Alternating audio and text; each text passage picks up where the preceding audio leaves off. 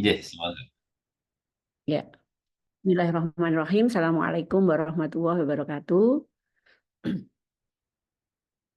Pada pagi hari ini saya ditugasi untuk menyampaikan materi kuliah tentang penyakit jantung. Ya, mungkin ini saya slideshow dulu ya. Mm. Judul yang diberikan kepada saya yaitu tentang penyakit jantung. Nanti kita lihat dalam segi etiologi, patologi, gejala, tanda, dan faktor risiko, serta dampak dan pencegahannya. Ya, mungkin nanti ada secara garis besar saja, karena kalau menyangkut semua yang akan sesuai dengan judul akan banyak. Ya. Ya. Mungkin yang pertama, sebagai batasan yang perlu diketahui, apa yang dimaksud dengan penyakit jantung di sini, yaitu kalau kita bicara tentang penyakit jantung, yaitu meliputi organ jantung itu sendiri, yaitu nanti kita akan melihat jantung yang meliputi dinding jantung, endokard, miokard, sampai dengan perikard, maupun katup-katup jantung dan pembuluh darah jantung, dan juga pembuluh darah, baik pembuluh darah yang besar maupun dalam hal ini juga pembuluh darah koroner. Ini yang nanti mungkin poin yang sangat besar dalam hal ini kita akan bicara tentang pembuluh darah yang koroner, yang notabene adalah pembuluh darah yang akan mengaliri eh, atau memberikan oksigenasi kepada otot jantung itu sendiri, dan pembuluh darah besar sampai yang kecil, baik itu sistemik maupun pulmonal. Nah, kita ketahui bahwa beberapa penyebab atau yang bisa mengakibatkan penyakit jantung, baik itu jantung sendiri maupun pembuluh darah, itu adalah proses degeneratif, yaitu proses penuaan. Ini yang nanti akan banyak kita jumpai pada penyakit jantung koroner. Di samping itu juga bisa sebagai suatu kondisi komplikasi dari suatu infeksi, baik itu mungkin infeksi yang spesifik untuk jantung, misalnya pada demam rematik yang nantinya yang terjadi pada usia muda dan nantinya akan menyebabkan squel dari katup jantung yang sering kita sebut kenal dengan penyakit katup jantung, ya, valvular heart disease atau rheumatic heart disease. Rheumatic heart disease biasanya kelanjutan dari demam rematik yang sudah mengenai pengerusakan pada katup jantung. Dan juga infeksi-infeksi yang akut, misalnya ada komplikasi dari demam berdarah, pada infeksi demam tipoid yang akan mengganggu dari otot jantung yang mungkin kita kenal dengan miokarditis. Yang tidak kalah banyak yaitu kelainan jantung bawaan, ya, memang ini ada kelainan anomali dari anatomi dari jantung itu sendiri, karena apa namanya terjadi gangguan dari pembentukan atau organogenesis dari jantung sehingga akan terjadi perubahan baik pada jantung maupun pembuluh darahnya, ya. Kemudian ada penyakit-penyakit sistemik atau metabolik yang banyak kita kenal yang bisa mengakibatkan komplikasi ke jantung. Misalnya penyakit sistemik yang banyak itu hipertensi, ya. Kita tahu pada pasien dengan hipertensi yang eh, akan mengakibatkan pembengkakan atau penebalan dari otot jantung karena dia mompanya terlalu kuat, yang nanti akan terjadi pembesaran dari jantung dan nanti endingnya adalah gagal jantung. Kelainan metabolik lain yang juga bisa berdampak ke jantung, misalnya nanti yang sering dijumpai, ya, mungkin adik-adik ini di bidang gizi adalah diabetes mellitus, ya. Diabetes mellitus itu juga bisa secara langsung dia mengakibatkan kerusakan dari jantung atau nanti bisa melewati jalur lain-lain yang juga endingnya ke jantung. Atau toksisitas, misalnya pada pasien obat-obatan yang mengakibatkan kardiotoksisiti atau mengganggu dari secara fungsi dari jantung, itu bisa contohnya adalah kemoterapi, ya, ini. Nah, nanti yang kita kenal penyakit-penyakit jantung dan pembuluh darah, ya, yang sering kita jumpai istilahnya adalah penyakit jantung koroner. Ya, ini adalah berarti main problemnya adalah di arteri koronernya. Dalam hal ini koronernya biasanya mengalami sumbatan atau penyempitan. Ya, ini bisa terjadi. Ya, nanti akan kita jelaskan. Yang jelas nanti bisa terjadi secara kondisi akut maupun kondisi yang kronis. Nah, kalau penyakit jantung bawaan karena tadi terjadinya anomali dari pembentukan dari organogenesis dari jantung, nanti bisa terjadi celah atau terjadi transformasi dari letak dari pembuluh darah besar, nanti dibagi dua secara klinis. Bisa yang menyebabkan kebiruan yang kita kenal dengan dan kelainan jantung bawaan yang sianotik, atau bisa terjadi kelainan jantung bawaan tapi yang penampilan klinisnya tidak menyebabkan kebiruan yang kita kenal dengan non sianotik. Nanti secara garis besar itu. Nah, penyakit jantung katup ya yang terjadi ini adalah kelainan pada katup. Bentuknya apa? Katupnya bisa katup jantung itu kan ada banyak ya, ada 4 katup jantung yang kita kenal di sini. Nanti itu bisa kelainannya bisa apa? Bisa dia stenosis. Stenosis itu berarti dia bukanya nggak sempurna. Jadi sempit. Jadi bukanya harusnya seperti pintu itu bukanya bisa total, dia nggak bisa ya karena ada sesuatu, bisa karena memang dari bawaan dia memang katupnya sempit, atau memang tadi karena suatu kelainan infeksi. Dalam hal ini yang sering kita jumpai di negara kita adalah eh, rematik ya, penyakit jantung rematik karena sudah ada infeksi di situ sehingga terjadi fibrosis atau penebalan dari katup sehingga dia bukanya tidak bagus menjadi stenosis. Atau sebaliknya dia regurgitasi. Regurgitasi itu dia katup itu kan buka nutup. Nah, regurgitasi itu nutupnya nggak sempurna. Ya, dia nutup tapi masih ada lubangnya sehingga terjadi kebocoran ya. Harusnya pada saat nutup dia rapat nggak ada darah balik, terjadi karena nggak rapat terjadi sehingga terjadi regurgitasi. Kemudian dari tadi otot jantungnya sendiri kita tahu bahwa otot jantung itu ada 3 lapis ya, endokard, miokard, sama perikard. Itu juga bisa terjadi kelainan di situ ya. Misalnya nanti pada perikard itu terjadi perikarditis, atau nanti kalau terjadi inflamasi dia terjadi penumpukan cairan, ya mungkin nanti jadi tamponade atau jadi karena ada penumpukan cairan di rongga perikard. Aritmia, ini adalah salah satu bahwa di jantung tidak hanya terdiri dari struktur anatomi dan fungsi, tapi dia juga ada sistem listrik di jantung yang secara otonom dia bekerja sehingga jantung itu bisa terkoordinasi menjadi dia bisa buka, bisa nutup ya ototnya, bisa berkontraksi, bisa berrelaksasi itu karena terjadinya sistem listrik ini. Nah, gangguan pada sistem listrik jantung ini kita kenal dengan aritmia. Nanti bentuknya macam-macam. Jadi aritmia di sini bukan hanya sekedar ritme itu teratur dan A itu tidak ya, tapi gangguan dari sistem listrik jantung. Bisa impulsnya yang bermasalah, bisa jalurnya yang bermasalah ya, nanti banyak kelainannya. Kemudian vaskular. Jadi kita kalau bicara jantung tidak hanya jantungnya tapi pembuluh darah besarnya. Nah, pembuluh darah besar yang ke jantung apa saja? Aorta ya. Aorta nanti yang darah kalau keluar dari jantung itu melalui pembuluh darah besar dulu ke aorta sampai ke arteri, arteriole dan juga pembuluh darah baliknya, vena ya. Vena yang kecil-kecil sampai vena yang perifer, vena dalam, nanti sampai dengan vena yang besar, yaitu vena cava superior, vena cava inferior, itu semua kelainan itu masuk di penyakit jantung. Nah, ada suatu kondisi yang banyak nanti kita jumpai, salah satu penyakit jantung yaitu gagal jantung. Gagal jantung dalam hal ini karena gangguan di pompanya. Itu pompa pada ventrikel kanan maupun ventrikel kiri, atau pada gangguan pada fase sistolik atau fase diastolik, itu kita kenal dengan gagal jantung. Jadi gangguan memompa jantung.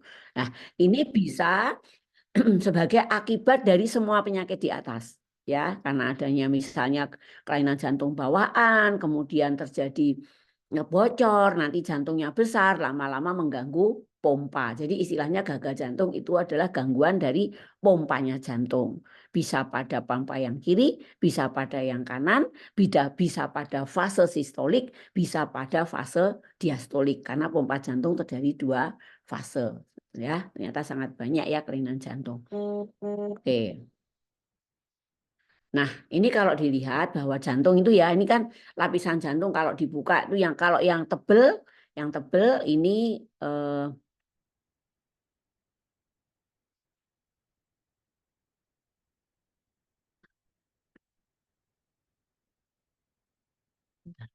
yang tebel itu ventrikel kiri. Kenapa ventrikel kiri itu tebel? Karena dia kan mompa kuat ya. Nih. Ventrikel kiri itu biasanya karena dia pompa kuat karena nanti mau diedarkan ke seluruh tubuh, dia butuh tekanan yang tinggi karena nanti dia di aorta. Inilah nanti yang tekanannya kita bisa ukur sebagai tekanan darah. Nah, ini ke aorta. Sehingga ototnya lebih tebal. Kalau yang ventrikel kanan karena dia memompanya ke paru tidak membutuhkan tekanan yang tinggi sehingga dindingnya dia lebih tipis. Antara ventrikel kiri dengan atrium kiri ada katup. Di sini ada katup yang kita sebut dengan katup mitral. Kalau pada antara ventrikel kanan dan atrium kanan ada katup yang kita sebut dengan trikuspid. Ya, dari ventrikel kanan menuju ke aorta ini juga ada katup. Ya, kita kenal dengan katup aorta. Kalau dari ventrikel kanan ke pulmonal kita sebut dengan katup pulmonal. Ini ada katupnya. Jadi katup yang besar di sini ada 4. Ini bisa ada kelainan semua ini. Nah, dinding jantung itu terdiri dari apa? Yang tebal ini miokard, yang di luar ini adalah perikard, yang di dalam ini adalah endokard. Ya, nah ini bisa terjadi kelainan di sini ini pada jantung. Nah, kalau kelainan bawaan ya mungkin nanti sekatnya di sini tidak muncul, apa terjadi celah atau di atriumnya ada celah, bisa terjadi kelainan. Nah, ini pembuluh darah. Pembuluh darah itu dari yang nempel-nempel di jantung, ini adalah pembuluh darah koroner ya, yang nanti akan mensuplai oksigen ke otot jantung ya untuk ini ya kebutuhan dari miokard ini. Yang besar tadi aorta, nih ya aorta nanti dia diedarkan ke seluruh tubuh ya. Dari yang merah ini aorta turun ke bawah ya dari arkus, kemudian dia turun ke ginjal kemana-mana, terus nanti dia balik menjadi vena. Ya di samping itu juga ada pembuluh darah limfe. Nah, di sini saya akan sampaikan 2 kelainan besar pada yang banyak nanti akan dijumpai yaitu pada tentang gagal jantung atau yang nanti kita kenal secara diagnosis adalah heart failure ya nanti pada ICD-10 ya kita akan di situ ada chronic heart failure gitu ya nih. Nah, ini jantungnya biasanya membengkak kan ini ya. Jadi apa per definisi dari gagal jantung? Yaitu suatu sindroma klinis. Jadi nanti ada kumpulan gejala yang namanya sindrom itu kumpulan gejala yang bisa bersifat kompleks ditandai dengan gangguan fisiologi, adanya gangguan sirkulasi hemodinamik dan perubahan struktur. Jadi ada perubahan struktur dulu pada jantung, baik itu pembesaran, penebalan, atau penyempitan katup, atau strukturnya berubah yang nanti mengganggu fungsi dari hemodinamik ya. Bisa dari katup, bisa dari miokardnya ya, organ jantung. Nanti akan membantu pompa, yaitu pada bisa mengganggu fungsi sistolik dan atau fungsi diastolik. Ya, jadi ini bisa terjadi bisa dua-duanya, bisa hanya diastolik saja ya. Ini kelainan pada gagal jantung. Ya, mengakibatkan apa? Timbulnya gejala klinis karena adanya gangguan apa namanya pompa tadi dan perubahan struktur apa? Nanti bisa kongesti paru ya, itu nanti penampilan pasiennya menjadi sesak napas atau bengkak pada kaki ya, cepat lelah, ini menjadi suatu sign dan simptom dari gagal jantung. Nah, nanti tergantung gagal jantung yang mana. Kalau yang kanan nanti gejalanya apa, yang kiri apa, tergantung kalau kelainan itu nanti akan merubah hemodinamik sehingga tidak semuanya akan ada. Nah, kenapa ini penting?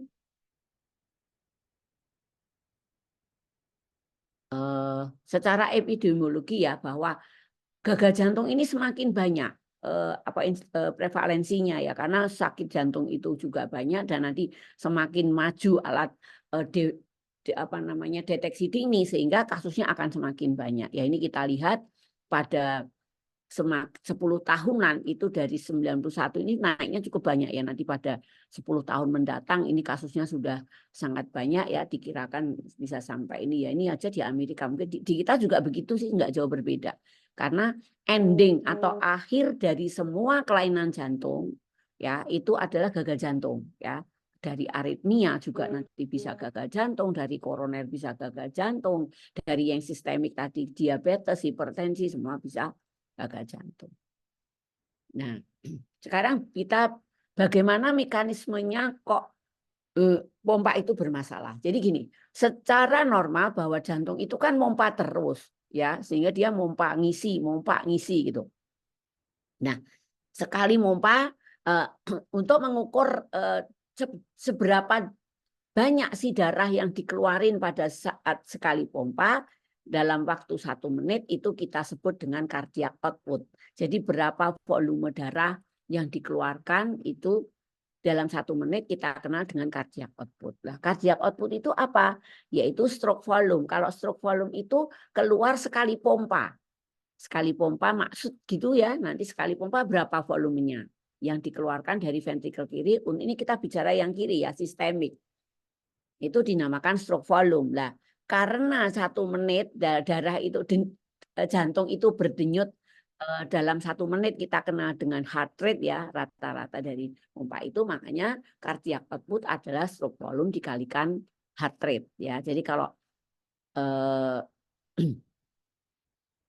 sekali pompa nanti berapa dikalikan denyutnya misalnya 60 berarti 1 menitnya segitu. Kalau pada takikardi ya mungkin nanti berbeda lagi, dia mungkin cardiac outputnya bisa naik karena dia heart rate-nya naik gitu selama stroke volume-nya tetap. Jadi nanti akan merubah di dalam perubahan hemodinamik yang terjadi pada gagal jantung. Nah, pada orang dengan gagal jantung ini terjadi tidak cukup, jadi cardiac output-nya menurun, tidak cukup untuk mencukupi kebutuhan.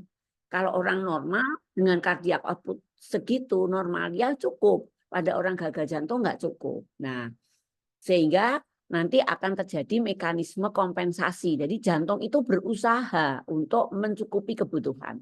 Nah, yang mungkin perlu diketahui di sini ya bahwa pompanya jantung dari sekali pompa jantung itu ditentukan apa yang mempengaruhi stroke volume.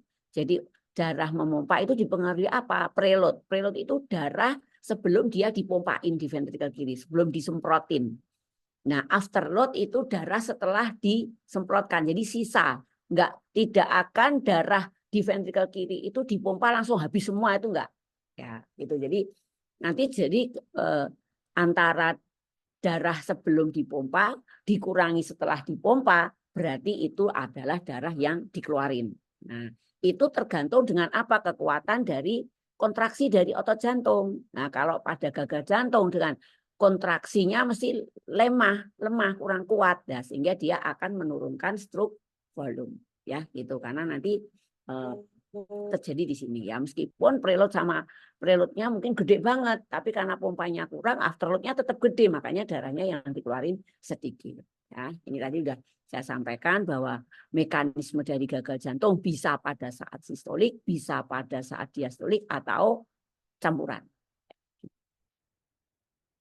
Nah, ini mungkin bisa lebih dibayangkan. Ini pada saat diastolik. Diastolik itu pada saat dia lebar mengisi penuh.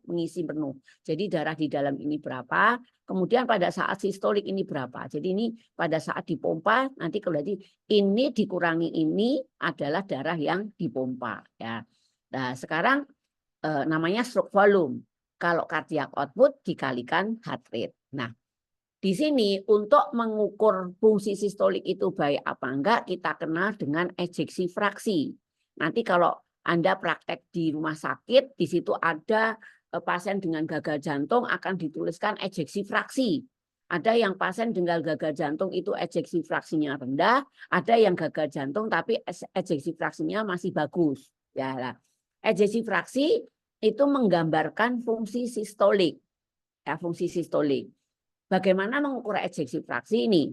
Jadi stroke volume itu tadi yang darah yang dikeluarin dibagi dengan end diastolic volume. Ya, jadi perbandingan antara darah yang dikeluarkan dengan end diastolik itu namanya ejeksi fraksi yang menggambarkan bagus apa tidaknya fungsi sistolik. Ya, ini contohnya. Misalnya yang dikeluarin itu 90 mili, kemudian dia yang end diastoliknya itu 140, berarti kira-kira ejeksi fraksinya adalah 64%. Ini masih dibilang normal karena normalnya antara 5 lebih atau sama dengan 54-55 lah. Itu disebut dengan normal. Ini adalah fungsi sistolik yang kita kenal dengan parameter ejeksi fraksi. Nah, ini menggambarkan pasien dengan gagal jantung. Ini pada apa namanya kondisi jantung normal ya. Kondisi jantung normal ini pada saat pembesaran, kemudian dia pada saat diastolik, saat sistolik dia juga kempes sehingga banyak darah yang dikeluarin ya, jadi stroke volumenya banyak. Tapi pada pasien dengan gagal jantung yang notabene adalah jantungnya ventrikel kirinya sudah besar dan kekuatan pompanya juga tidak bagus, berarti end diastoliknya gede, tapi darah yang dikeluarinya sedikit, berarti nanti akan menurunkan dari ejeksi fraksi ya. Jadi ejeksi fraksinya akan rendah ya. Ini kira-kira mungkin 40-50 jadi menurun ya. Nah, ini juga bisa pada pasien dengan gagal jantung tapi yang hipertrofi. Otot jantungnya tebel-tebel semua. Jadi ini dia nggak gede tapi tebel otot jantungnya sehingga end diastoliknya kecil, nggak bisa menampung kapasitas banyak ya. Jadi dia gangguan di end diastoliknya kecil dan dia yang keluarkan kecil. Jadi sama-sama kecil mungkin ejeksi fraksinya bagus, tapi dia cardiac output atau stroke volumenya sedikit. Ini juga menyebabkan gagal jantung yang nanti kita kenal dengan gagal jantung yang diastolik. Karena sistoliknya bagus. Tapi nggak cukup. Kenapa? Karena volumenya sempit dia. Karena jantungnya terlalu tebal. Sehingga chambernya, ruangnya itu kecil. Ya, ini juga bisa menyebabkan gagal jantung.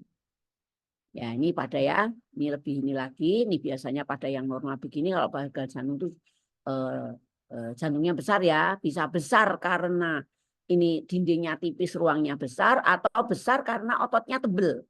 Bisa. Nanti kita lihat pemeriksaannya dengan USG jantung atau yang kita kenal dengan ekokardiografi. Nah, secara patologi progresif dari gagal jantung ya, jadi ini beberapa penyebab penyakit-penyakit jantung yang bisa mengakibatkan endingnya gagal jantung. Pada penyakit jantung koroner, ini karena pembuluh darah koronernya bermasalah sehingga vaskularisasi ke otot jantungnya juga bermasalah sehingga akan mengganggu mengakibatkan myocardial injury. Pada hipertensi karena dia pompanya terlalu kuat terjadi tebel itu juga merusak otot jantung. Pada diabetes ini bisa melalui langsung ke otot jantungnya, dia menyebabkan kardiomiopati atau bisa menyebabkan faktor risiko ke koronernya dulu karena adanya aterosklerosis ya. Atau kelainan-kelainan memang khusus langsung ke otot jantung yang kita kenal dengan kardiomiopati. Misalnya pada pasien pasca melahirkan yang kita kenal dengan peripartum kardiomiopati ya. Atau dia dilated karena faktor-faktor lain yang kita tidak tahu ya. Ini bisa kita sebut dengan kardiomiopati. Atau penyakit jantung katup. Penyakit jantung katup karena katupnya misalnya sempit, misalnya katup mitralnya sempit atau dia regurgitasi, lama-lama jantungnya akan membesar karena berusaha untuk mencukupi cardiac output. Nah, ini juga terjadi myocardial injury. Nah, nanti terjadi remodeling di situ, dia akan mengganggu sistolik dan diastolik. Nah, akhirnya terganggunya pump. Nah, inilah yang terjadi nanti bentuk endingnya adalah gagal jantung. Nah, nanti di samping itu juga melalui mekanisme neohormonal dan yang lain-lain, dia juga nanti akan terjadi gejala dan tanda-tanda dari gagal jantung. Nanti kita akan jelaskan. Nah, apa outcome dari pasien dengan gagal jantung? Ya nanti kalau sudah berat ya dia terjadi kematian maupun pemberatan dari advance dari heart failure. Nah, Jadi tadi kembali pada definisi gagal jantung, bahwa merupakan gejala gagal jantung yang khas. Biasanya kalau tanya pasien itu sesak napas saat istirahat. Jadi dia sesak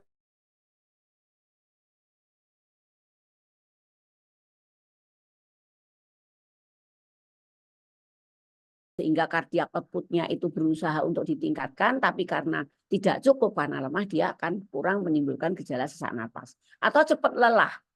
Mungkin banyak pasien-pasien yang tidak mau disebut dengan sesak napas, sehingga kelelahan, jadi mudah lelah itu juga bisa. Atau adanya bengkak pada kaki. Ini setelah lanjut, nanti bisa terjadi kongesti ya, yang lama-lama kongestinya dari paru nanti bisa saja ke kaki ya, ini yang bisa kita jumpai. Ya, tanda-tandanya apa? Tadi gejalanya ya, tanda-tandanya nanti bisa takikardi, takipnu, ada edema paru yang menunjukkan adanya ronhi basah di basal paru, atau terjadi peningkatan vena jugularis ya, ini pada gagal jantung yang kanan, bengkak edema perifer atau pembengkakan dari hepar. Ini juga terjadi pada kongesti. Nah, tanda objektif gangguan struktur dan fungsi jantung pada saat istirahat dengan adanya kardiomegali, ada suara gelap, suara ketiga, mungkin kita jumpai murmur jantung ya, atau nanti yang lebih detail lagi kelainan pada gambaran ekokardiografi ya ini. Dan ada marker yang bisa menunjukkan pemeriksaan laboratorium yang menunjukkan adanya gagal jantung, yaitu yang kita kenal dengan peptide natriuretik atau BNP ya, brand peptik natriuretik. Nah, ini gejala dan tandanya. Gejalanya yang khas yang sering kita jumpai yang tipikal sesak napas, ortopnu. Ortopnu itu sesak napas pada saat dia dengan posisi datar. Ya, tapi dia kalau agak tinggi tidurnya itu menjadi kurang karena beban di parunya menurun. Ini khas dari gejala pada gagal jantung. Atau paroksismal nocturnal dyspnea. Jadi kalau dia tidur terus lama, nanti beban jantungnya tinggi, di tekanan parunya tinggi, tiba-tiba dia akan terbangun ya. Jadi ini khasnya pada pasien dengan gagal jantung kiri ya. Yang namanya paroksismal nocturnal dyspnea. Jadi dia tiba-tiba terbangun di malam hari karena sesak napasnya. Toleransi dari aktivitas ya, nanti yang cepat lelah tadi ya, dia tadinya dia bekerja bisa mungkin di kantor bisa naik tangga 2-3 tingkat, yang akhir-akhir ini mungkin dengan naik sebegitu sudah merasa kelelahan ya.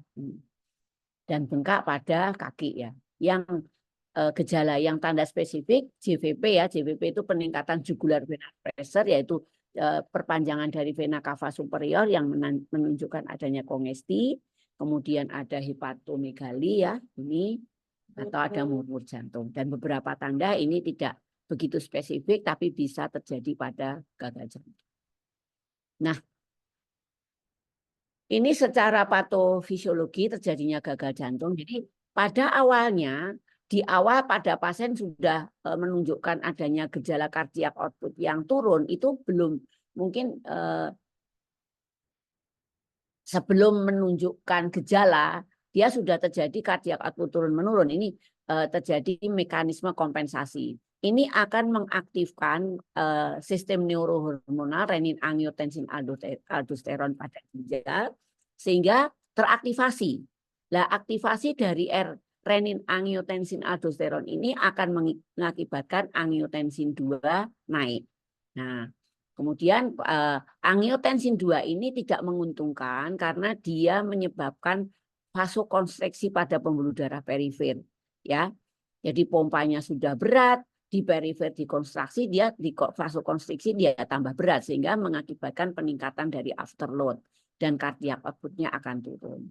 Di samping itu angiotensin 2 itu juga akan mengaktifasi sekresi aldosteron yang akan mengakibatkan retensi air dan garam. Ini juga akan meningkatkan preload dan cardiac workload naik sehingga akan menurunkan cardiac output. Ya, ini gejala lain dari retensi adalah edema. Ini yang terjadi pada gagal jantung. Di samping itu selain aktivasi dari sistem renin-angiotensin juga teraktivasi sistem simpatiknya. Jadi takikardi ya, karena dia berusaha meningkatkan cardiac output. Kalau stroke volumenya kurang, dia butuh cardiac outputnya naik, ya heart rate-nya yang dinaikkan sehingga pasiennya menjadi palpitasi atau deg-degan, yaitu karena aktivasi dari sistem simpatisnya. Ini gejalanya ya, nih nanti kakinya bengkak, dia cepat lelah, tidurnya setengah duduk, ya mungkin ada pusing, perutnya asites sampai ujung kaki, batuk-batuk, ini batuk-batuk bisa karena kongesti, ya. Ini gambarnya lah, udemnya adalah udem peting. Jadi udem yang karena kongesti di ekstraseluler ini ekstravaskuler sehingga dipencet gitu ya, dia sulit untuk balik ya. Ini ada asites juga. Ini gejala dari gagal jantung. Nah, nanti pada praktek klinis seberapa berat sih derajatnya gagal jantung itu kita nilai dengan kelas namanya NIHA. Kita pakai New York Heart Association membuat kelas klasifikasi secara simptom menjadi 4 derajat. 1 yang ringan, 2 yang agak naik, 3 sedang-sedang itu, yang 4 yang berat. Jadi yang 1 itu tidak ada simptom atau limitasi dari kegiatan sehari-hari, belum ada gejala. Tapi sudah ada perubahan struktur ya ini. Yang 2 itu dengan gejala menunjukkan gejala yang ringan pada aktivitas sehari-hari. Tadi ya saya contohkan, biasanya naik tangga 2-3 tingkat nggak apa-apa, ini kok sudah menurun ya, itu mungkin sudah 2. Ya, yang 3 lebih berat lagi, yaitu terjadinya pemberatan dari aktivitas ya, dan dia enak dengan istirahat. Kalau istirahat dia nyaman. Kalau yang 4 lebih berat lagi, dengan istirahat pun dia sesak napas. Jadi pasien-pasien gagal jantung yang dirawat inapkan itu minimal gejalanya 3. Ya aktivitas nanti kalau tidurnya setengah duduk tapi sudah nyaman dengan kondisi itu, berarti itu 3. Tapi kalau Anda jumpai bahwa dengan istirahat pun dia masih ekspresinya sesak napas, itu 4. Itu yang biasa dirawat inapkan adalah 3 dan 4. Ya, penyebabnya gagal jantung ya tadi sudah saya sampaikan, hampir semua kelainan dari jantung bisa mengakibatkan gagal jantung. Penyakit jantung koroner, serangan jantung, tekanan darah tinggi, kelainan katup, ya, kelainan otot jantung dan lain, aritmia, kongenital, ya sistem tadi. Dan juga ini penyakit paru yang kronis, penyakit paru yang lama ini nanti lama-lama terjadi. Kan tadi kalau paru-parunya rusak berarti darah yang dari ventrikel kanan mau ke paru-paru kan jadi terhambat sehingga terjadi tekanan paru di situ yang tinggi.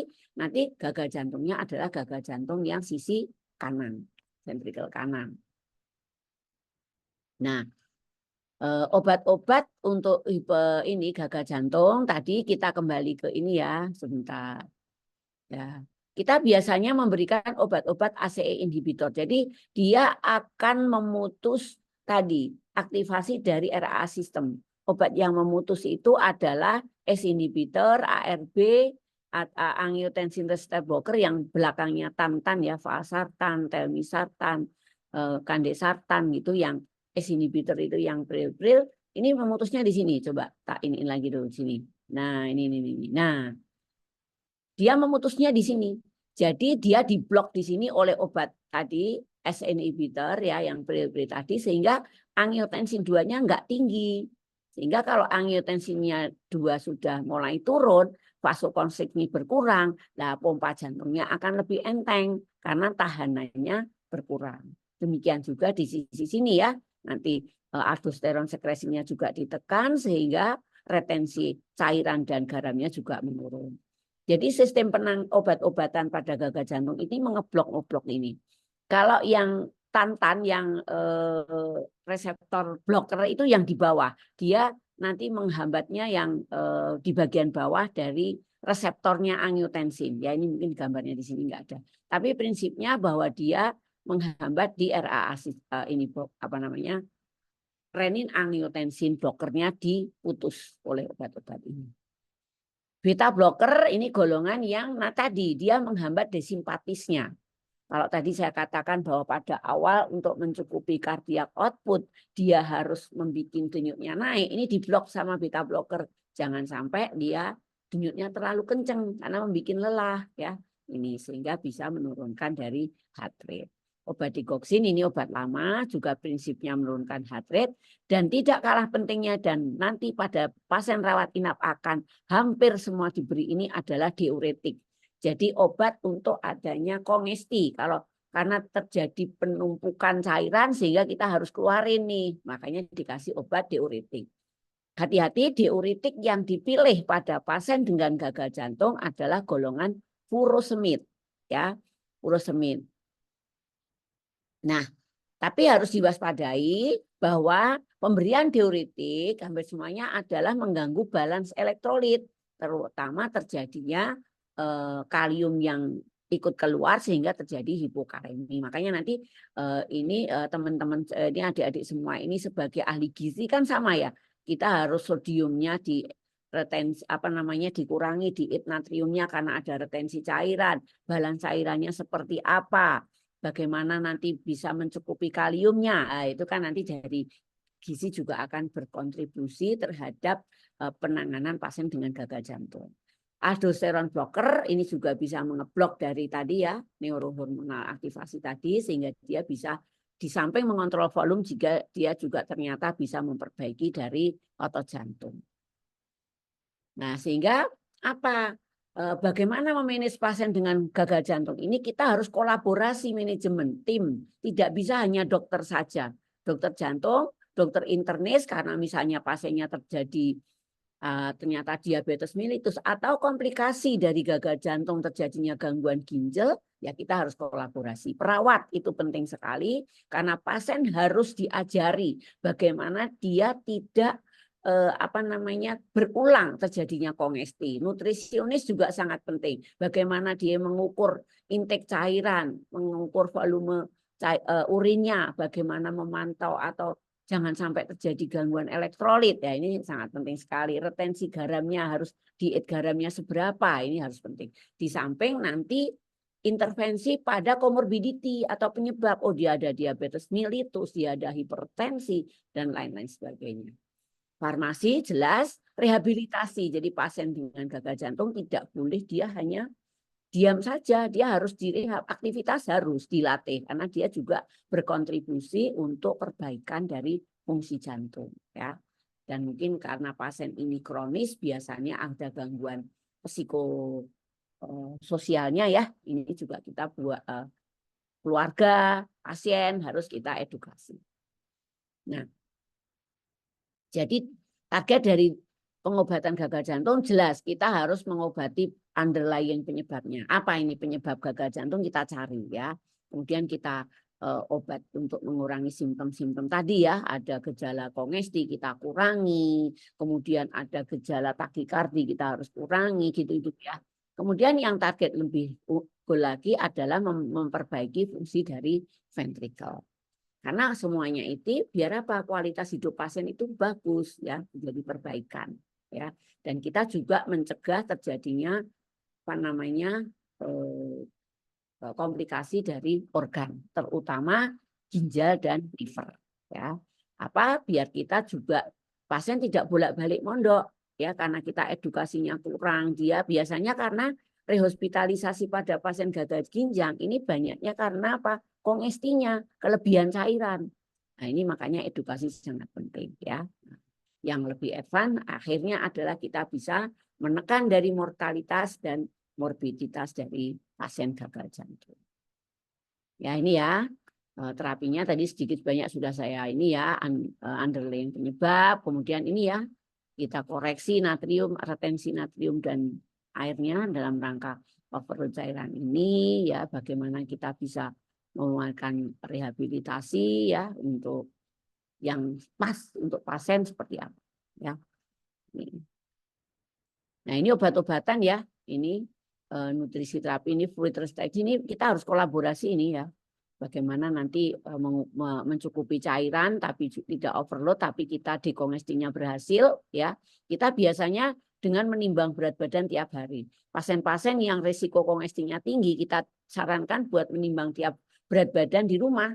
Ya, jangan sampai dia cepat sekali penaikan berat badannya, misalnya 1 sampai 1,5 kilo dalam 2 hari, ya berarti itu hanya air gitu ya. Nah, sehingga dia dalam hal ini adalah terjadi overload cairan. Ini sangat penting. Kemudian golongan obat-obatan gagal jantung itu tujuannya ini hanya yang diuretik, digoxin, dan ini untuk improve simptom ya, memperbaiki simptom. Kalau ini bisa memperbaiki kondisi jantungnya, ya. Ada beta blocker tadi ya, ACE inhibitor, ini buat baru, SGLT2, dan juga mungkin intervensi dari penyebab gagal jantung. Ya, ini lifestyle-nya ya. Bagaimana nanti ini kalau kita kolaborasi ini, low sodium, low fat ya dietnya, bagaimana menurunkan berat badan ya, aktivitas fisik ya, dan penurunan atau ya menghindari dari alkohol, kafein, dan menyetop rokok. Ini sudah tuh lifestyle yang harus kita edukasikan ke pasien. Nah, itu tadi tentang gagal jantung ya, sehingga satu lagi penyakit yang akan banyak sekali dijumpai dan ini memang masih sebagai penyebab kematian yang tinggi di negara kita, yaitu dan mungkin di beberapa negara lainnya, yaitu coronary artery disease, yaitu penyakit jantung koroner. Kenapa sih disebut penyakit jantung koroner? Karena utama masalah yang menjadi penyebab adalah di pembuluh darah koroner. Ya, kita tahu bahwa pembuluh darah koroner itu pembuluh darah arteri ya. Pembuluh darah arteri itu terdiri dari 3 lapis ya. Ada miokard, ada endotel, sel endotel, dan juga lapisan yang di luar ya, lapisan intima, lapisan yang media dan interstisial ya ini. Pembuluh darah koroner itu keluarnya dari pangkal aorta, ya. Dia dari pangkal aorta keluar, ada arteri, ada 2 cabang, ini ke kanan, yang satunya ke kiri, di baliknya ini, di sebelahnya sana, di antara aorta dan pulmonal ini. Yang di kiri cabang 2, yang satu ke depan, yang satu muter ke belakang. Nah, ada 3 cabang, makanya kelainan jantung koroner mesti 3 cabang, yang kena mana? 1 VD, 2 VD, atau 3 VD, ya.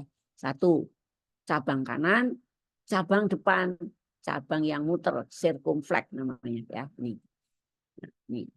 Ini masing-masing mengaliri area yang berbeda-beda dari jantung. Kalau yang ke depan ya ke depan kiri ya, depan kiri, yang kanan ke ventrikel kanan, yang ke belakang bisa, yang di belakang bisa ventrikel kiri dan ventrikel kanan.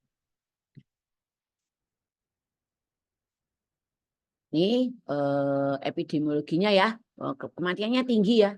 Nah, ini 50 ini ya, kematiannya tinggi, kemudian karena mungkin semakin kita edukasi nanti pasien dengan serangan jantung koroner ini mungkin banyak yang survive ya.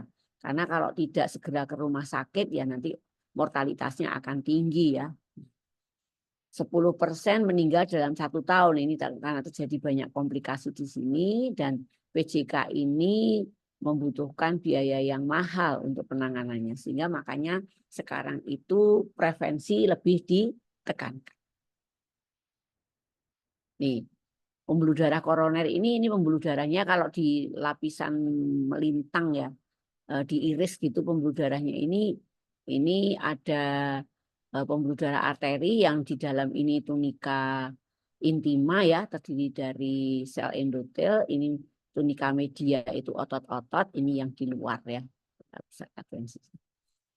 Pembuluh darah koroner itu adanya karena terjadi mengganggu karena adanya sumbatan atau adanya stenosis. Kenapa terjadi stenosis? Karena rusaknya tunika intima ini.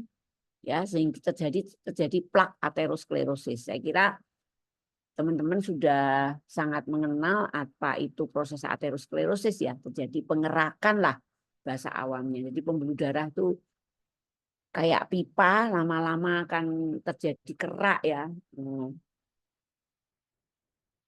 Sama ini keraknya juga terjadi karena proses aterosklerosis, kecil-kecil lama-lama besar, lama-lama menyebabkan gangguan dari aliran. Ya, perkembangan kenapa terjadi plak itu berawal dari adanya rusaknya endotel. Ya, endotel itu kan lapisan intima dari pembuluh darah. Itu kalau belum rusak kan bagus, nggak ada yang bisa nempel di situ. Tapi kalau ada disfungsi endotel ya ini masih mulus, itu licin sekali.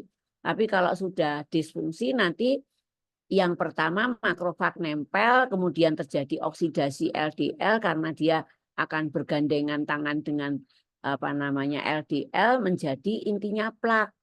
Nah, intinya plak ini yang nanti tambah besar menjadi plak aterosklerosis ya. Nih, jadi itu perkembangannya jadi lipid atau dalam hal ini LDL pada arteri koroner ya membentuk sebagai karena injury di sel endotel. Nih, jadi pembuluh arteri itu kalau yang sehat begini nih, ini endotel nih, intima nih. Licin, ini tunika media, ini tunika adventitia. Luar. Kalau terjadi disfungsi endotel ya, endotel ini fungsinya banyak. Dia sebagai mengatur hemostasis, mengatur vaskular tone dan permeabilitas. Ya, masih bagus lah ya. Ini endotel dengan adhesi molekulnya ini. Nah, kalau sudah terjadi disfungsi endotel di sini, monositnya bisa nemplek. Kemudian dia teroksidasi, ketemu sama si LDL ini. Nah, ini monosit masuk ya ini. Kemudian ada beberapa biomarker di sini nanti menjadi makrofag. Makrofag gandengan sama LDL menjadi form cell. Form cell ini intinya plak. Intinya kerak itu form cell ya. Nih. Nah, ini jadi form cell lama-lama besar ini. Form cell berkembang terus menjadi fatty streak, nanti ada lipid core, ada di situ ada metrik-metrik gitu ya. Terjadi plaknya tambah besar ya, aterosklerosis plak ini. Nah, pada semakin besar kalau dia kondisinya tidak stabil plaknya, plak tidak stabil itu gampang pecah, robek, ruptur. Nah, kalau dia terjadi ruptur nanti memacu proses tromboemboli karena ada cedera pembuluh darah. Nah, inilah yang nanti tiba-tiba terjadi trombus, akhirnya menjadi serangan jantung yang disebut dengan infak miokard akut. Serangan jantung. Jadi plak itu enggak dadaan. Plaknya sudah lama, kemudian pecah menjadi trombus di situ ya, menutupi aliran. Nah, ini tergantung sebetulnya di pembuluh darah manapun sama. Kalau di koroner menjadi infak miokard akut karena apa yang dialiri ada miokard. Kalau nanti di otak ya menjadinya stroke.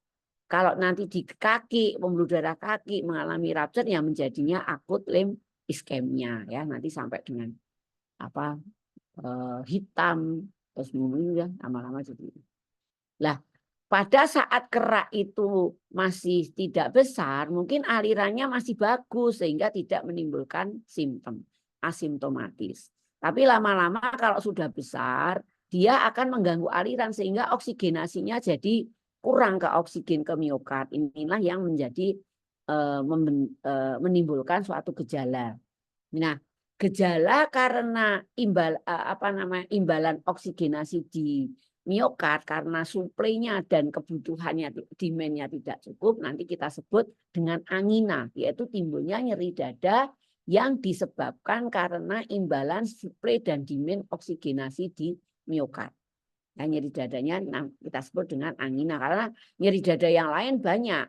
Di dada kan tidak hanya koroner, di dada ada otot dada, ada tulang iga dan lain-lain. Tapi kalau kita menyebut angina berarti itu nyeri dada yang disebabkan oksigenasi di miokardnya kurang. Paling banyak karena suplainya kurang. Kenapa suplainya kurang? Karena pembuluh koronernya sumbatan gitu ya. Nih. Mungkin kembali dulu ke aterosklerosis. Jadi pengerakan pada pembuluh darah itu sakjane kan proses yang fisiologis, proses degeneratif. Jadi orang semakin tua ya aterosklerosisnya akan terbentuk. Tapi dia akan dipercepat dengan beberapa faktor risiko ini.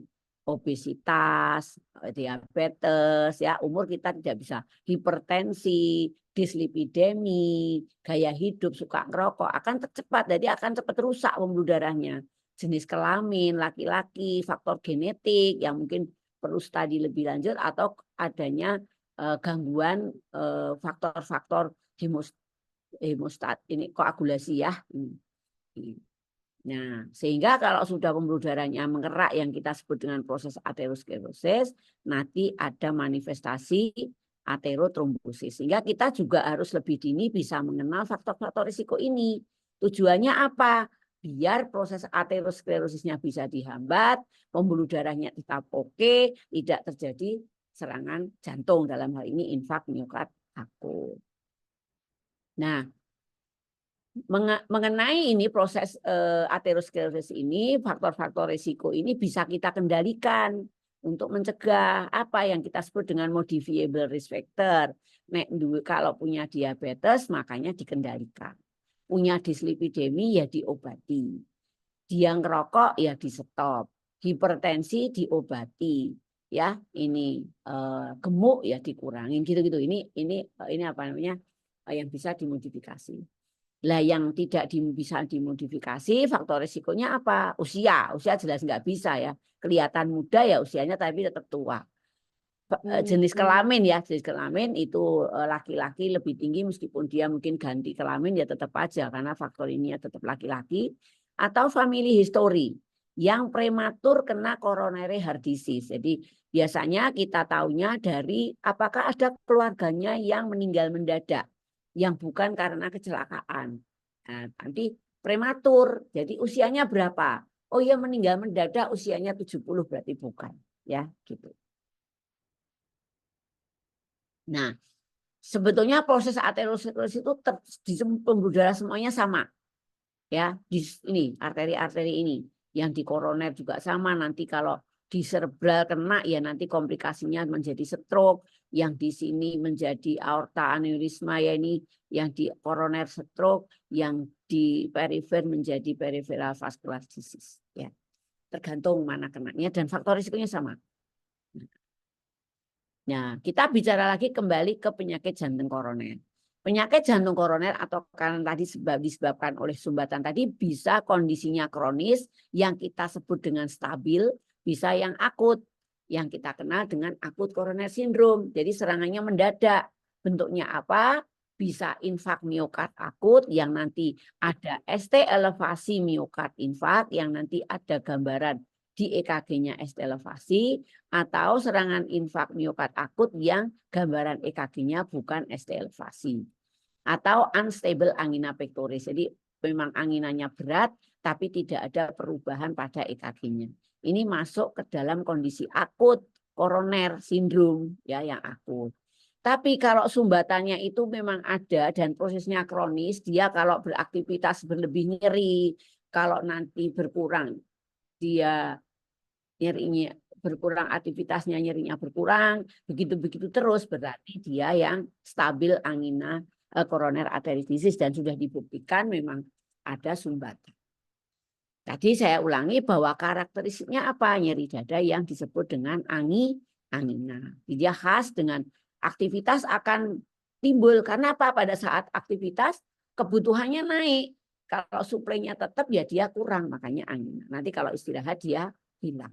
Ya, ini sama derajatnya kita kalau tadi yang heart failure dengan NIHA, kalau yang apa namanya yang angina ini dengan Canadian Cardiovascular Society atau CCS. Sama yang 1 ringan sampai 4 yang berat. Hampir sama kalau yang 4 itu dengan istirahat pun dia akan nyeri dada. Nah, bagaimana mendiagnosis coronary artery disease? 1 dengan EKG. EKG-nya bisa menggambarkan gangguan dari kekurangan oksigen di tingkat miokard, yaitu adanya iskemia. Nanti gambarannya pada EKG bisa dijumpai ST depresi maupun T inversi. Pada serangan jantung yang mendadak menimbulkan kerusakan otot jantung, kita bisa memeriksa cardiac marker ya, CKMB atau troponin ya ini. Atau misalnya pada pasien yang nyeri dada angina, EKG-nya baik-baik aja, ya kita stres tes, diinjus dengan aktivitas. Apakah dengan aktivitas, dengan kebutuhan yang ditingkatkan, ada gangguan oksigen enggak? Sehingga nanti pada saat treadmill test salah satunya, pada saat dia berjalan agak cepat, mungkin timbul nyeri dada, EKG-nya ada gambaran iskemia. Berarti memang benar dia suplainya kurang. Ya, kita tuduh yang pertama apakah koronernya bermasalah. Untuk membuktikan itu diperiksa pembuluh darah koronernya, yaitu dengan pemeriksaan koroneri angiografi. Bisa dengan langsung kateterisasi atau bisa dengan CT scan. Ini CCT-nya ya, yang tadi seperti NIHA, yang satu itu yang ringan ya, dengan biasa-biasa saja tidak timbul angina, ini yang gejala anginanya ringan, anginanya tambah berat, ini atres angina. Istirahat pun dia nyeri dada. Nah ini plaknya ya. Jadi kalau proses degeneratif ini akan timbul, tapi jangan sampai pecah. Karena kalau pecah serangan jantung. Nah bagaimana supaya tidak pecah plak aterosklerosisnya ini, dibikin cupnya itu tebel. Nah fibrous cupnya tebel, lipid core-nya kecil. Bagaimana caranya? Tadi modifikasi dari faktor risiko. Kolesterolnya dibagusin, exercise-nya dibaikin, rokoknya di stop, itu akan menstabilkan plak. Jadi kalau plaknya stabil, dia tidak gampang pecah. Kalau tidak gampang pecah, berarti tidak serangan jantung atau infak miokard akut. Dan lama-lama bisa menipis karena lipid core-nya kecil, ininya tebel ya.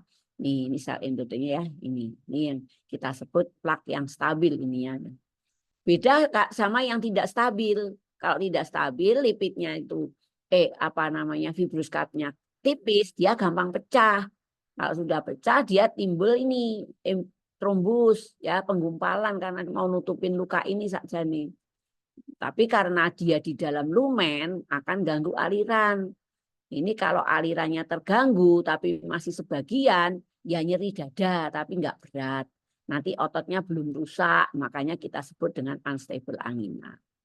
Tapi kalau ininya trombusnya ini besar sampai nutup total dari pembuluh darah, ya kesininya enggak kena aliran. Maka otot jantungnya menjadi infak yang kita sebut dengan infak miokard akut. Inilah penampilan dari akut koroner sindrom. Jadi pada akut koroner sindrom itu ada terjadi plaknya yang rupture. Ya. Nih, sebagai gambaran kalau di angiografi nih, trombusnya yang hitam-hitam nih. Total ya. Jadi nanti pada yang infak, ada yang ST-nya elevasi dari EKG, ada yang tidak. Ya. Ada yang unstable tadi ya. Ini yang tidak ada kerusakan otot jantung. Bagaimana mendiagnosisnya? Dari EKG, enzim jantung ya. Ini adanya tadi patofisiologinya adanya trombosis karena ruptur plak. Ini ya, ini. Nah, ini yang hampir kayak tadi nih. Nah, ini sudah ada. Kalau sumbatannya besar ya anginanya stabil. Kalau ini serangan jantung, nanti pada ini bisa apa ya? Ini angina pada koroner ACS, pada kotak stroke, pada kaki critical leg ischemic ya. Itu bisa menjadi kematian karena komplikasinya. Nah, beberapa penanganan karena ini ada sumbatan, ya sumbatannya di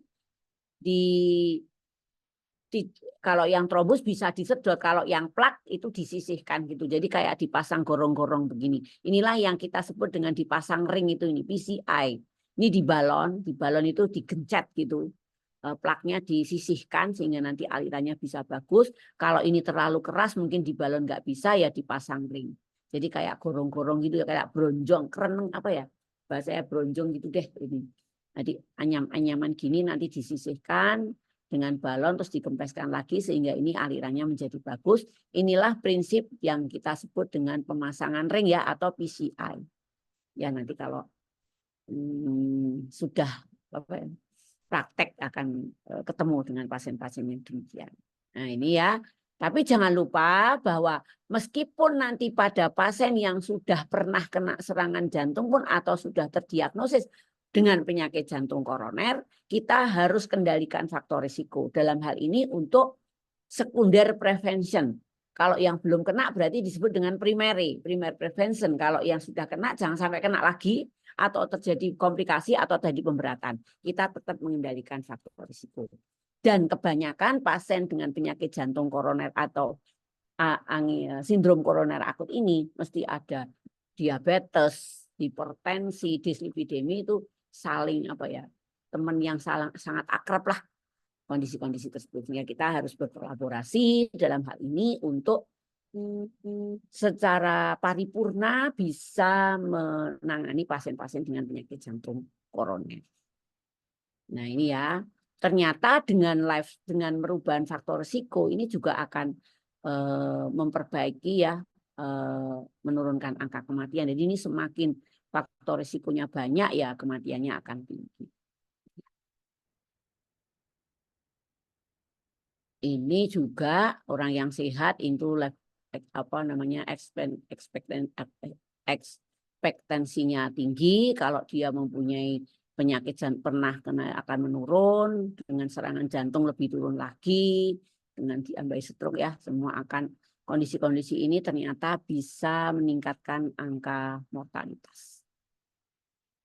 Nah, ini mungkin target-target ya di dalam kita mengendalikan faktor risiko ini, ada guideline yang bisa kita pakai sebagai panduan bagaimana kita bisa mengelola pasien dengan dengan penyakit jantung koroner ini, misalnya diet seperti apa, mungkin aktivitas fisik ya 3,5 sampai 7 jam dalam waktu seminggu, kira-kira 30 menit per hari, berat badannya harus BMI-nya berapa, tekanan darahnya berapa, dan ini kondisi apa namanya profil lipid.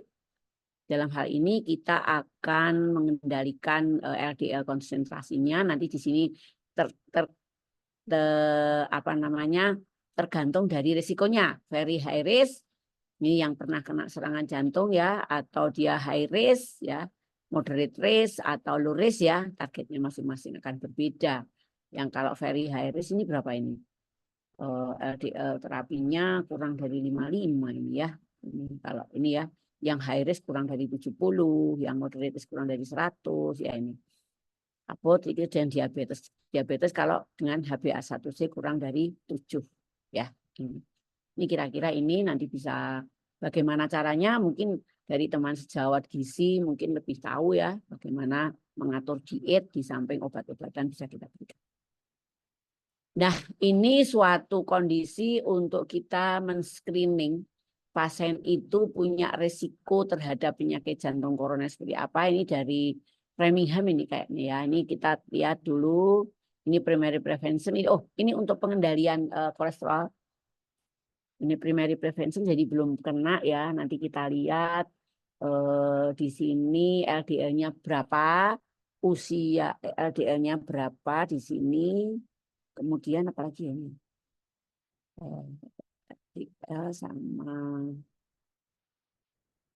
kelas targetnya ya nanti ya. Ini kalau LDL-nya segini dia low secondary prevention atau low prevention, lifestyle itu semua harus, di samping itu ada obat-obatan ya. Ini penambahan dari obat-obat yang tidak terkontrol, dalam hal ini kita berikan statin. Jadi kita sudah mulai sebagai untuk mengendalikan lipid ini sebagai primary prevention. Nah, mungkin itu yang bisa saya berikan terkait dengan sebagai sedikit untuk mendapatkan gambaran tentang penyakit jantung dan pembuluh darah. Yang dua saya berikan sebagai apa namanya apa ya, contoh yang sering banyak kita jumpai. Mungkin ada yang ditanyakan, silahkan yang ingin bertanya.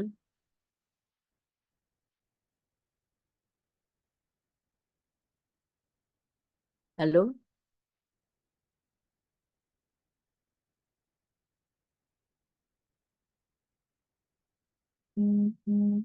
Sudah cukup jelas, Dok. Ya, ada yang ditanyakan mungkin pengalaman-pengalaman klinis atau pernah ketemu apa? Silakan. Ada nggak?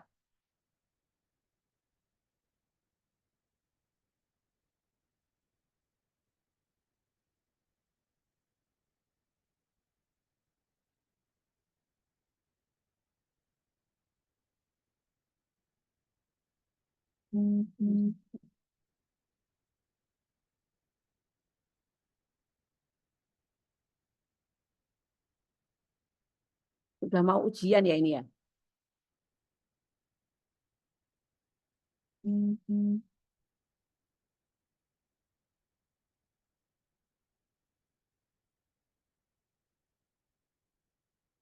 Yang enak dipakai jalan. Halo,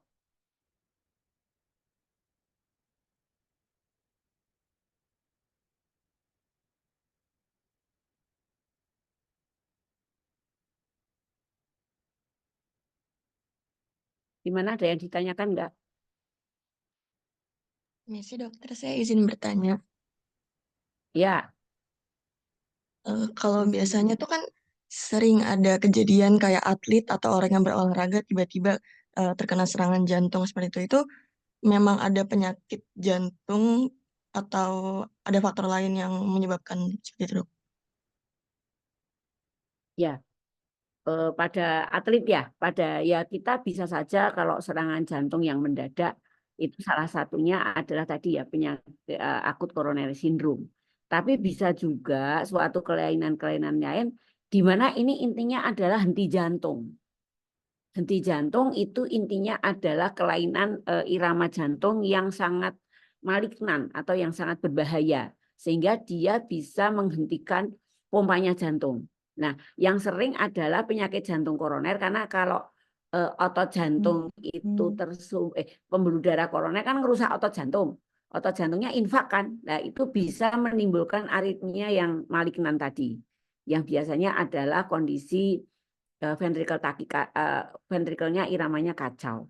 Tapi kalau dia tidak mempunyai faktor risiko atau tidak karena adanya kelainan koroner, baik itu suatu plak aterosklerosis maupun anomali, kemungkinan juga karena dia sendiri mempunyai kelainan aritmia. Jadi kelainan irama jantung yang itu tadi, yang apa? Yang malignan atau yang berbahaya. Sehingga bisa tiba-tiba dia kena serangan jantung. Biasanya pada usia-usia muda. Lah, memang pada kita di dalam mendiagnosis penyakit jantung koroner itu harus menghubungkan dengan faktor risiko. Kalau koroner itu faktor risikonya aterosklerosis. Jadi kalau orang itu tidak punya faktor risiko terhadap aterosklerosis, misalnya usianya masih muda, 20 tahun, dia nggak gemuk, tidak ada faktor keturunan olahraga, nggak diabetes, nggak wanita, tidak punya apa-apalah, maksudnya gitu. Ya kita sangat pertimbangkan kalau dia itu punya penyakit jantung koroner atau akut koroner sindrom. Kalau dia nyeri dada yang memang hal itu, ya kita cari yang lain. Nah, pada atlet mungkin bisa saja kalau dia faktor risiko aterosklerosis memang nggak ada, ya ada sesuatu kelainan jantung yang mengekspresikan adanya gangguan irama yang malignan tadi sehingga membuat jantungnya berhenti, yang kita sebut dengan henti jantung. Nah, itu biasanya gangguan irama. Makanya pada atlet-atlet yang mungkin dia profesional itu biasanya kan di screening. Screening jantungnya tidak hanya terkait koroner saja, tapi juga irama jantung. Biasanya dia dilakukan treadmill test, dilakukan indus-indus itu, ya, begitu. Atau yang lainnya. Jadi bisa. Jadi begini, mayoritas orang meninggal mendadak itu penyakit jantung koroner. Dengan catatan dia memang faktor risikonya tinggi. Kalau di luar itu kita harus pertimbangkan kondisi yang lain gitu ya. Kita lihat yang meninggal itu umurnya berapa? Punya sakit faktor risiko eh, aterosklerosis enggak? Misalnya pemain tenis bapak-bapak kantoran gemuk lagi main tenis tiba-tiba saat tenis serangan jantung ya sangat mungkin iya karena dia mempunyai faktor risiko untuk aterosklerosis. Tapi kalau misalnya yang muda, kayak kemarin itu atlet mana itu, Korea ya, yang kesini itu kan masih muda banget. Nah, itu harusnya ada screening. Kenapa? Mungkin ada anomali, mungkin ada sesuatu. Tapi meninggal mendadak atau henti jantung itu adanya irama jantung yang malignan tadi, yang membuat jantung tiba-tiba berhenti mendadak. Di balik itu apa penyebabnya masih ada. Begitu? Ya. Baik, terima kasih, dok. Memang banyak ya. Ya. Ada yang lain?